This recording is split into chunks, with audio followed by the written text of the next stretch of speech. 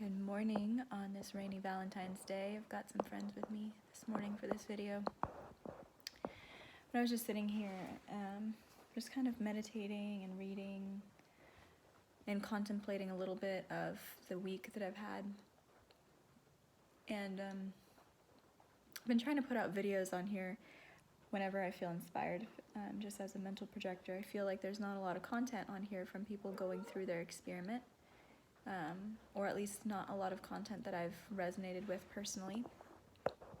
And I've been getting a lot of insights the past couple of weeks, especially since moving into a new environment and kind of experimenting with living with people. I've been getting a lot of understanding about how my energy with an environment works.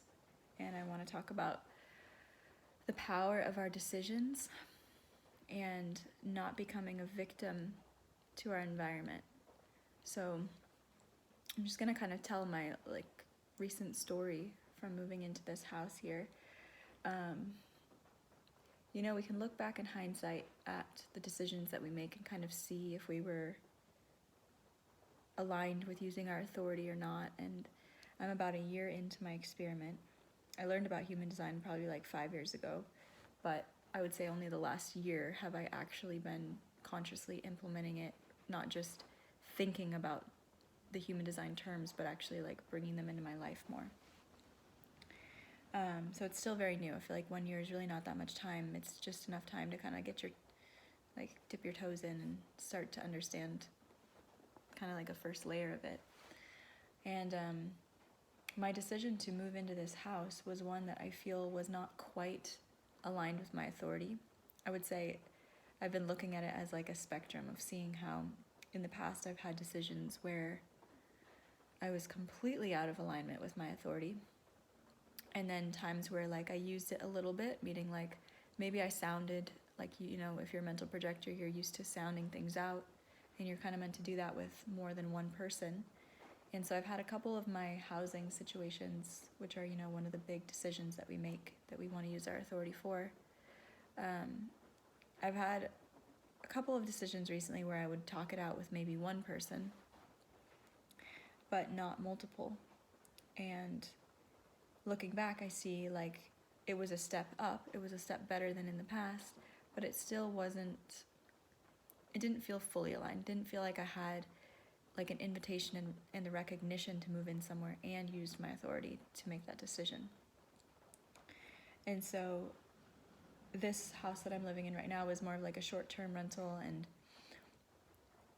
for only 2.5 months, and I'm living here with 3 other people. And I had put out an ad on Craigslist a while back saying I'm looking for kind of a trade opportunity. These are my skills, these are the things I could trade. I'm looking for a space where I could live and trade this kind of work. And somebody responded, the guy who owns this house responded to me and said, I don't know about trade, but I would love to meet up with you. It seems like we have really common missions in life and have some of the same values, and would love to have a conversation with you. So there was some recognition and invitation there, but it didn't fully feel like the level of recognition that I would want to live in a house. Because once I met up with him, it was there was a recognition that this person is, whatever you want to say, more conscious or more mindful maybe than the general public, which I think was a win for him. But it felt more like a recognition of, oh, this is a good opportunity because he needed somebody to fill the house for the winter season. It would work out for him financially, and I could tell he really needed the money. So it didn't necessarily feel like a recognition of me personally, my unique essence as a person. And that's something that I'm realizing feels really important to me going forward. But it was still a step up from previous decisions. And one of the things that I'm even though I'm here and I'm looking back and I'm thinking, oh, this could have gone differently if I, sounded this out with more people, maybe it would have been a different decision. If I didn't kind of initiate that by posting something and just waited for something to come to me, that might have felt more aligned. So these are reflections that I get to have in hindsight to see where the next time I can make a better decision, which actually ended up happening. I just confirmed my house that I'm going to be living in after this, and it was like the complete flow of invitation, recognition, and using my authority, which felt amazing. But in this experience that I'm in, I have 1 more month here, or a month and 2 weeks left, and I'm living on the bottom floor. I have that floor all to myself, and then the other 3 people are living above me. And so this is a really unique experiment for me as a mental projector. I just moved from a place where I was in like a little like glamping dome in like on somebody's land, and kind of like in the back areas there's like forest all around me, and that was in some ways an amazing experience because of the nature, because I got to be on my own and have my own space. But on the other hand, it was also very challenging. Like I was around the family on that property and babysitting for them a lot, and so I was absorbing and feeling the environment of a lot of very dysregulated people and family dynamics, and I was experiencing a lot of digestive issues and anxiety and emotional turmoil and just all these things. And now coming here, I'm seeing like what wasn't mine and the things that are still continuing on that are mine, and then like the way in which I engage with and experience my environment has so much to do with the decisions that I'm making. And that's basically the reason that I wanted to make this video, because this has been really enlightening for me, because I think that it can be very easy as having environmental authority, as you decondition, and especially if you are doing like any kind of detoxification process in your body, if there's a way that you're stripping away like I almost feel like there's layers to the conditioning process. For myself, I'm doing functional patterns and biomechanics at a gym called Movement by Design, and that movement of putting my bones back into their original place of where they're meant to be is a huge part of the deconditioning process to me. And I almost don't feel that deconditioning can actually happen until you do that, because our bones are our sense of authenticity. That is our authentic self. And if your bones are out of alignment, they're holding all that old conditioning in them, all that old behavior, because our bones dictate our behavior, which is something that has been a huge part of my own journey this past year. And that's also why I say that my experiment didn't begin until this last year, because up until then, I was just reading about human design. I was fantasizing about it. I was getting high on the dopamine of what I could be when I would read about it, but I wasn't actually living it. I wasn't actually making decisions. I wasn't sounding things out with people. I wasn't knowing what that meant to feel it in my body. I was definitely not waiting at all for anything. It was all just a nice idea. So this past year, when I began my journey into biomechanics and working on my posture, working on realigning my bones, and myofascial releasing, so that my fascia is releasing a lot of that, a lot of our conditioning and a lot of our trapped emotions are stuck in our fascia. So all of these things that we consider are not self are very linked to our body. So I don't think you can decondition without using the body. I don't think you could do that with your brain, with your head. I've tried, it doesn't work. You just feel like you're doing it for a little bit, and then you get frustrated because none of it's getting grounded into the material world. So anyways, the reason that I wanted to make this video was I think that it can be very easy as you're deconditioning in the body to the design specifically of being a mental projector to fall into a victim trap because of how incredibly sensitive that we are to environmental stimulus. And this is where I've been wishing that there was more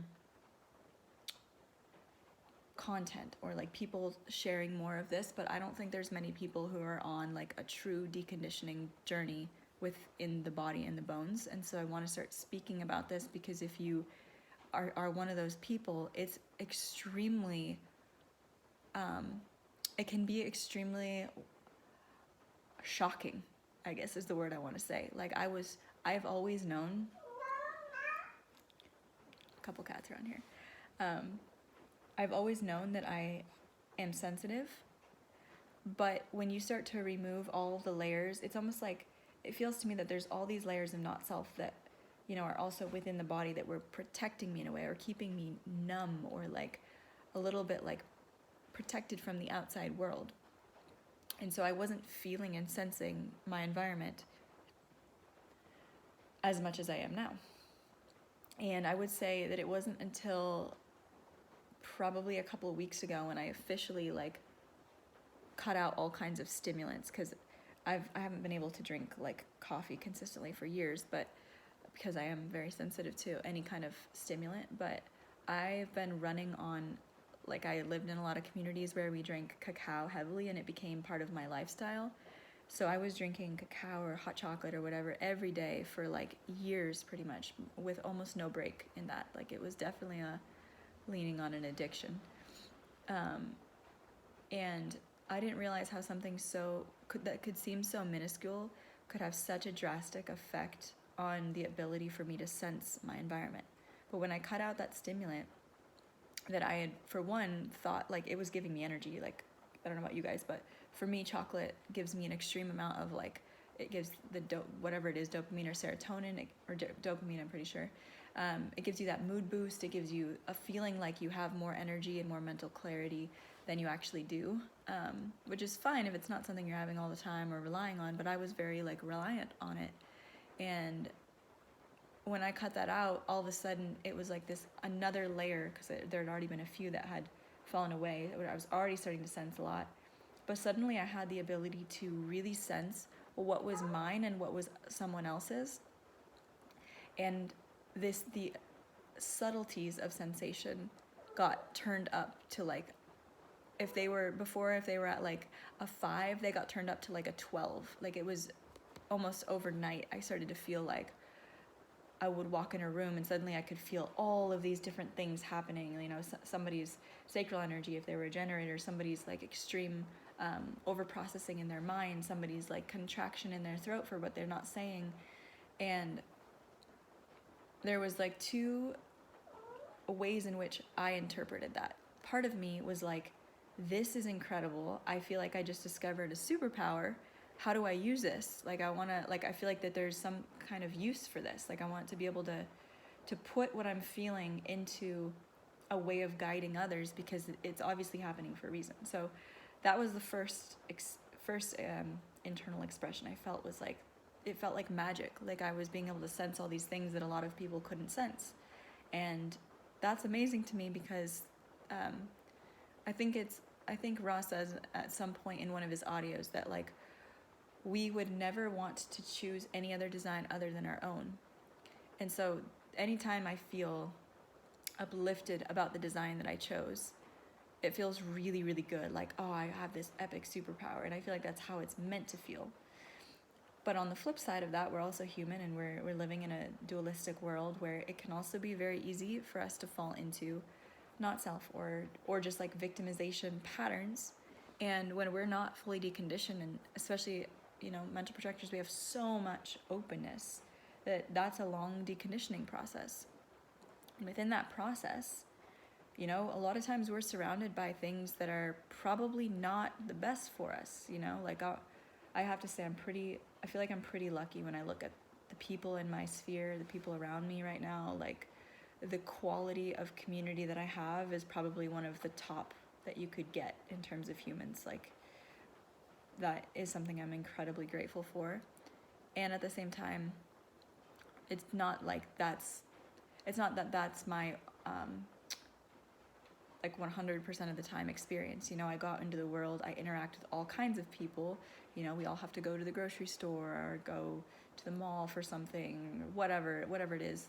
And we're living in this world where if we are coming into a design and we are all of a sudden shocked with how sensitive we are and how much we can pick up, it can feel a little bit like a victim moment, or victimization can come in if it feels like we're having to take on everybody else's shit and feel everybody else's shit.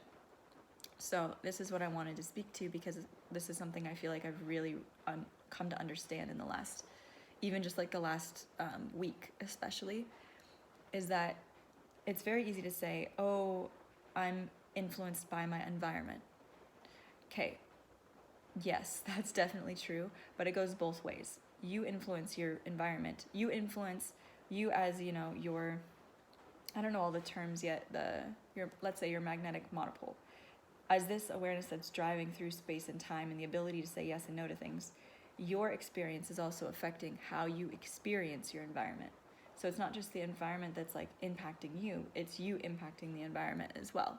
And you have an impact on the environment and how it's being experienced by the quality of your decision making. So I'll share my story from the last week. I realized that I had a really fucking ambitious, powerful week of just like doing all the things. Like I was very organized, I was very on top of all the things that I wanted to get done. I was aligned with my values, I was eating correctly for my body. I felt so creative and inspired in this new space. I felt like I was sensing like, oh, this is mine and this is theirs, and it wasn't affecting me in a negative way. It was feeling really empowering, like, oh, I can engage with this sensation, but it's not mine. I can set it aside, or I can ask questions about it. And then a pattern that I've had over and over and over in my life is that it's almost like my mind does this like black and white thing where it's like, oh, I had a good week, I like really felt my power, check that off the list, now I can celebrate and like go back to the other way. It's really weird, but it's like I have found myself swinging back into these like self-sabotaging stories and behaviors where I'm then all of a sudden being very not self and operating in a way that goes against my body because I'm like, I feel in some way like, oh, I achieved the feeling of being good. It's almost like I can check it off, and then my mind does this thing where it thinks it's gonna just like stick, like, oh, I don't have to maintain that, it's just gonna stick, like I did it, I'm there. But life isn't like that. We have to have consistency and perseverance and discipline, and I'm personally in my Saturn return, so this has been a big theme for me.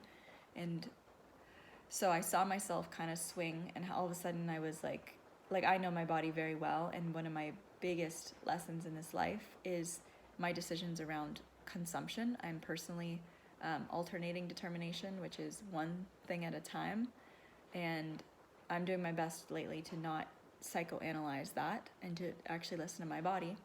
However, as a mental projector, my mind can get very crafty with calling certain things my mind that aren't my mind.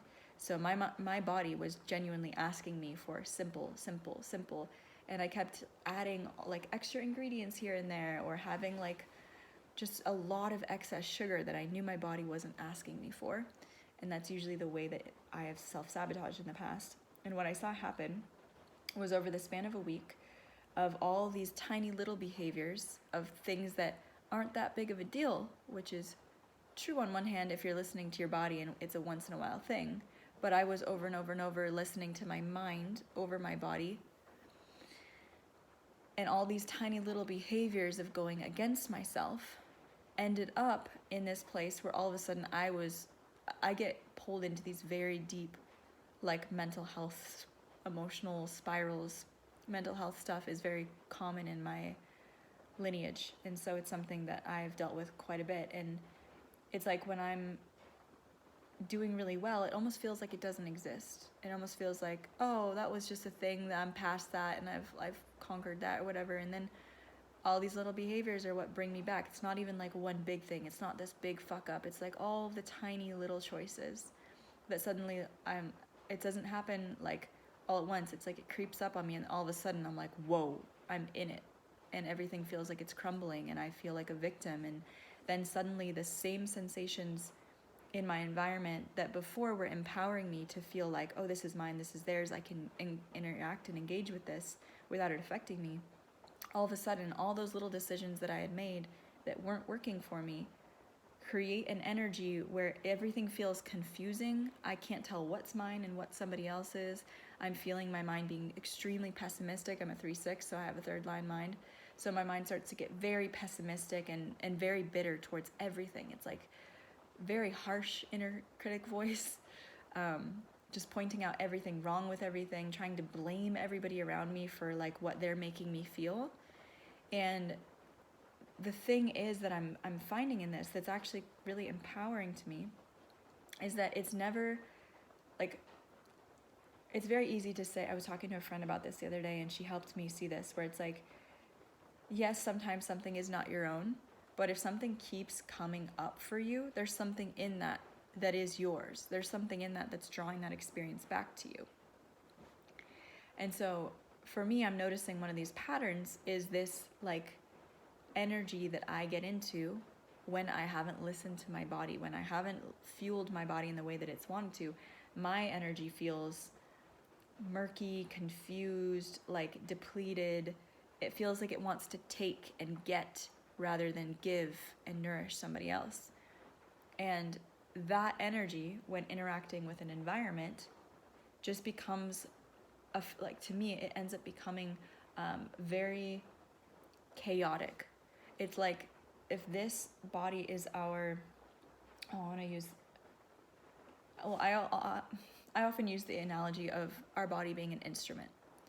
And so if your instrument, let's say that you tune your instrument by taking care of it, right? And there's so many ways you could look at that, like biomechanics for sure, because that's aligning your instrument to even be the instrument it's supposed to be. If your bones aren't in the right place, you can't even play the melody that you're supposed to play in your body. But on top of that, let's say fueling your body, right? Eating what your body genuinely wants. And I'm not talking about using your determination as a diet. I'm not saying that. I'm saying like, what is your body where you are right now in space and time actually asking you for? Is that a certain quality of food, a certain amount of food, a certain environment of eating that? Is it, like, there's so many different ways that our bodies speak to us about how it wants to be fueled. And then we talk about, water intake, sunlight, social interactions. There's all these ways that we're fueling ourselves. And the way that we fuel ourselves is the way that we attune our instrument so that it can play a certain melody. But if we are not fueling ourselves, then if we're not fueling ourselves correctly, we're letting ourselves get more and more out of tune. And then what seems to happen is, like, rather than playing this beautiful melody and everything being crisp and sharp and the notes hitting exactly the way they're meant to and it having that really fulfilling and wholesome sound that feels good to listen to, instead we're like, have you ever heard like an out of tune violin, somebody trying to play that? Or you hear, this is a good analogy for a mental projector since we're engaging with environment.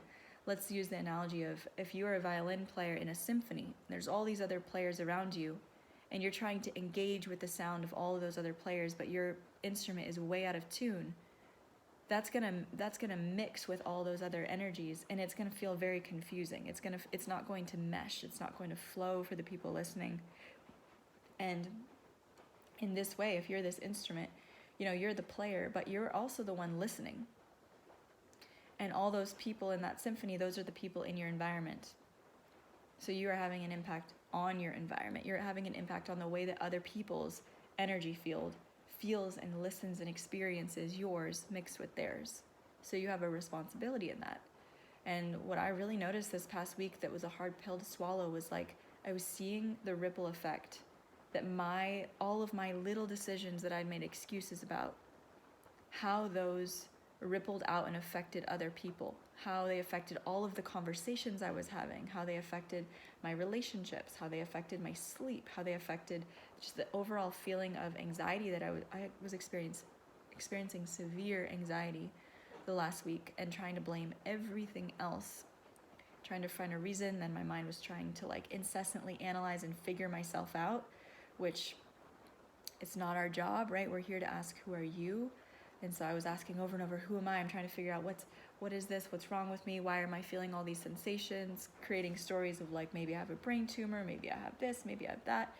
But in all honesty, when I actually come out of that experience, because now I'm a day and a half out of kind of recorrecting those behaviors and being really diligent about the way that I'm fueling myself and attuning myself. And I feel myself coming out of this fog.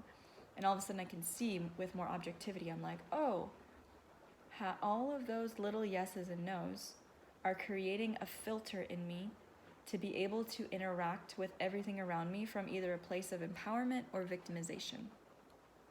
Either your yeses and nos are basically determining whether or not you feel really stoked to have your design or really shitty and like a victim to the fact that you feel everything in your environment. So whether or not you're feeling empowered or bitter is telling you the types of decisions that you're making with your strategy and authority, right? It's pretty common sense, but I just wanted to speak to that because it's a pretty good gauge for a mental projector to be able to say, at any point, if I'm feeling like I am a victim to my environment, it's either one, because you've been making decisions that have made your own energy field a little bit murky, and so it's really hard to tell what's going on, what's yours, what's theirs, because when you can fully understand what is somebody else's, then you can start to create a little bit of separation from it. And that's something that I'm just now starting to learn. It does not have to affect you. If it's affecting you, it's kind of like, I feel like there's an even better analogy here.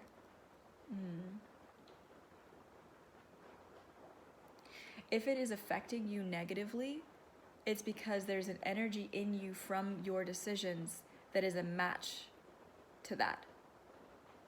So I'll give a more specific example.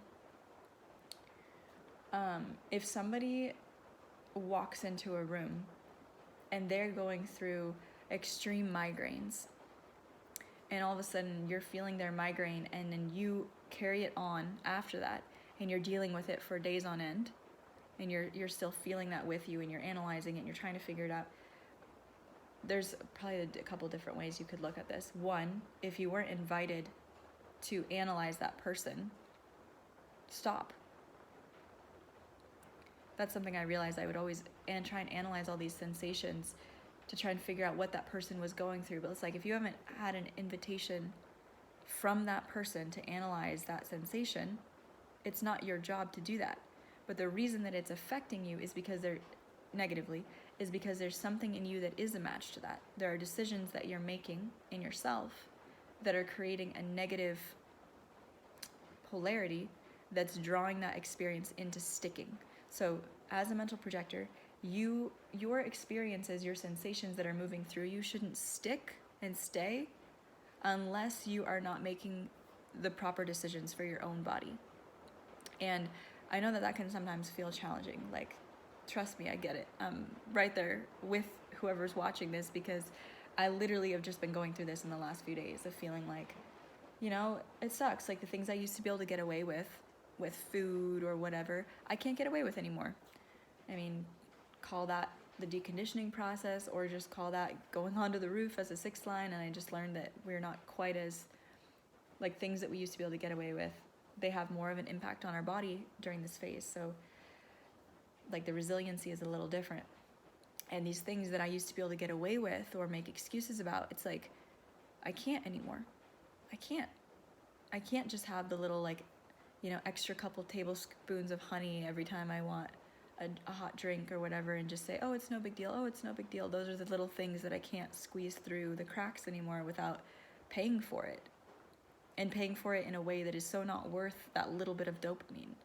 And I'm really having to sit with that and be like, why is it that I have gone through these self-sabotage things so many times? It's like, I know where that's going to bring me. And yet I still did that for a full week with awareness of like, oh yeah, my body doesn't really want this, but my taste buds really do. And those little tiny yeses and nos, it's like if you could imagine every time something comes into your reality that you're saying yes and no to, all the little things, like if you say yes to going to something, if you text somebody back and you didn't really want to, and you eat that thing but you didn't really want to, or you skip a meal when your body's really asking you to, like all the little tiny yeses and nos, those are creating your auric field and its quality and ability, its precision in the way that it's interacting with all of the energy around you. So when things start to feel confusing, murky, like especially if you have I guess we all have our Ajna defined as a mental projector, so if you're starting to overanalyze everything and it's feeling like chaotic and dense and just like the opposite of clarity, confusing, brain fog, all that stuff. If you're in that energy, it's usually a good marker that you need to look at all those little decisions that are creating the quality of that field. And I've found for myself personally that my determination is so impactful. And I think that I know that alternating determination, I remember Ross says that it's one of those determinations that's the most extreme It's also the most extreme in like how you will experience the shift from not eating that way to eating that way. And so I've known this even before learning about human design. Food and food issues have been like a huge both challenge and a sense of empowerment in both ways in my life, because when I found out about my determination and I started to experiment with this, it was like the clarity, the ability to like feel my cognition, because my cognition is feeling, but the ability to like really feel and sense what's going on and have an actual understanding of it without feeling like I don't understand anything, I'm so confused, everything's murky. That all comes down to how I'm feeling myself with food. Maybe for somebody else it's some other variable, or it has maybe more to do with the types of environments you're in, or I don't know, anything. But for me, that's just something that I know, and it's something that I'm having to be really diligent about at this time in my life, really disciplined with, and it hasn't always been easy. I feel like I've swung to extremes with this, and so I'm like, with each swing, it's like I'm starting to find this like more middle point. I can't say that I'm fully there yet. I've done like the extreme of, I even have a couple of videos on here of experimenting with 30 days of one ingredient at a time, no salt, no oil, no nothing, just one fucking thing at a time. So I've experimented with that extreme. I've experimented with the extreme of eating things with all the ingredients and then just feeling like an absolute shit show of mental and emotional bullshit. But that's what it is. It's an experiment. And so I just wanted to share this because in the experiment of the home that I'm living in, I am learning so much about how my decisions impact not just me, but the people around me and the experience that I'm having of any environment that I go into. So yeah, I'll leave this here. I hope this helped somebody. And if you guys have like commentary on parts of the experiment that you're in with your own environment and what's impacted you, I would really love to hear this. I wish there was more people just like engaged as mental projectors. I wish there was more of a community around this. So if you feel like connecting and sharing, please do in the comments below, and I'll see you guys in the next video. Much love.